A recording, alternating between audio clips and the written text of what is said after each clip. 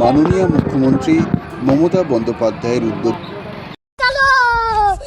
তো বন্ধুরা, ঝাড়গ্রাম যাওয়ার পথে কিছু ভিডিও আপনাদের জন্য তৈরি করেছি, দেখতে থাকুন।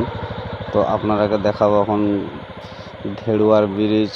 তো দেখুন আপনারা, কিছুক্ষণ পরে আপনাকে দেখাবো ঝাড়গ্রামের কিছু তোলা ভিডিও। আপনারা দেখতে থাকুন। এটি হলো ঝাড়গ্রাম।